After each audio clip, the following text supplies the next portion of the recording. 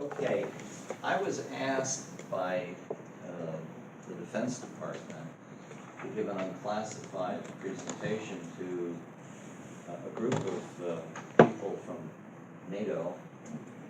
They have these meetings, they're called the policy seminars, or symposia, excuse me, once every 2 years. And this one was being held in Washington, which is pretty unusual and hadn't happened in a very long time. So I tried to think, I was supposed to answer the question, what's driving the global strategic competition? And they even put the N word in there, nuclear, so you notice I took that out. I thought about it, I said, you know, maybe that question isn't quite right.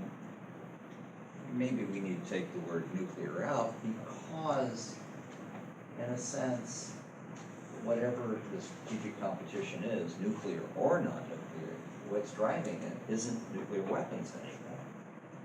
Now, it's a little orthogonal because, well, this is a planning group for nuclear policy, you know, and I thought, well, that might get a rise out of it. So what I'm going to show you is that briefing. This briefing, a version of it,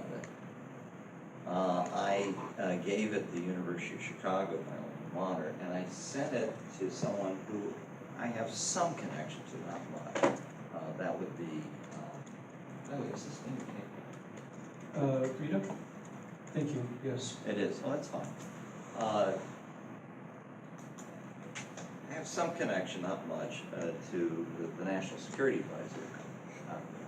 I would, in previous years, I would, you know, every 90 days I would give him a call and say, why I need to talk with you, and I would give him 3 things that always, by the way, 3 is the maximum number of anything.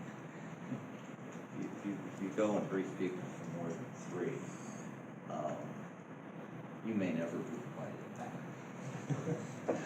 So, you know, 3 problems, and I think we kept that up for several years, and then he got this job. So I sent him this brief. His question came back, you know, have you written anything on this? I sent him something. It wasn't much. So who knows how important this brief is. I suspect if it is important, it's probably misunderstood. So I'll share it with you. Okay? Right. Let's see. What are the 3 trends that are shaping the future of nuclear competition? We're going to talk about these 3.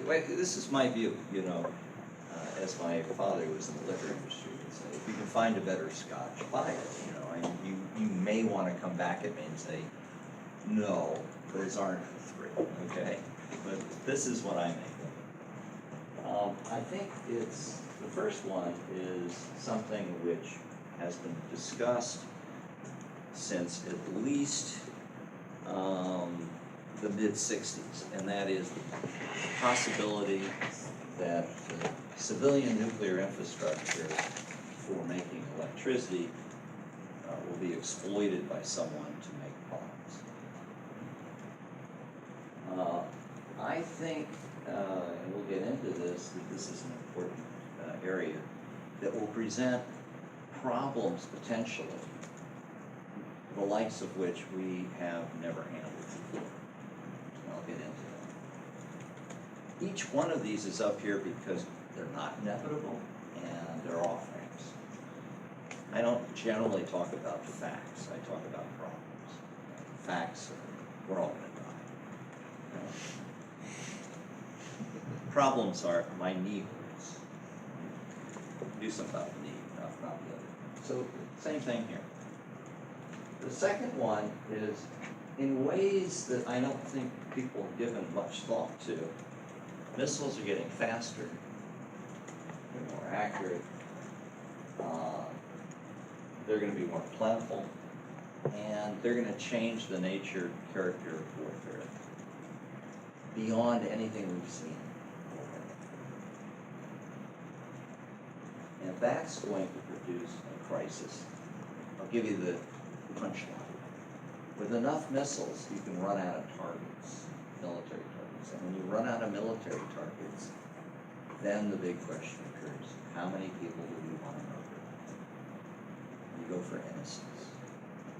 Now, I don't, but that then becomes very tempting. We, as a country, were heavily engaged in that activity in the 40s and threatened to do a lot of that in the 50s and 60s because technically we couldn't do anything else. Now we can, and yet, because of the new missiles, we'll explain, we may be drawn back into going backwards. All right, and the last one is boutique. Our satellites, the ones that are most important to commanding not only non-nuclear but nuclear forces, to say nothing of being able to get Netflix, are going to become potentially vulnerable to peaceful civilian dual-use satellites that are designed to repair, refuel, and reposition large, expensive satellites. That refueling, repairing, and repositioning function can also be defuel, break, and put in the wrong place. Those satellites, if they're vulnerable, are roughly the way we would look at, let's see, well, what's the analogy? Well, we're talking a lot about nuclear arms, right? And then we're talking about the missiles, which are the legs, the nuclear arms, into the arena. But what if somebody does a frontal lobotomy on the fighter? Doesn't matter how good your arms are or your legs. This does not get as much public policy attention. So those are the three things, and we're going to talk about them.